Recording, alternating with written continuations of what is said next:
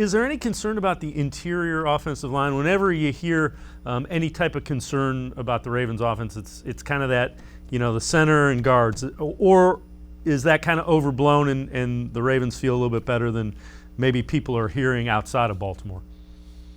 Well, last year was an absolute mess, to be honest. They had multiple centers. They tried to draft Tyree Phillips. Well, they did draft Tyree Phillips out of Mississippi State, who had played tackle throughout his life.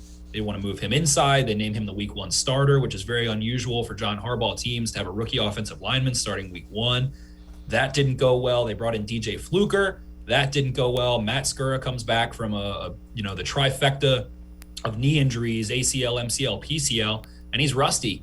And they had trouble snapping the ball. Ultimately, it boils down to their divisional round loss against the Buffalo Bills. They had snaps on the ground. They had snaps 20 yards, behind the offensive line, all over left and right.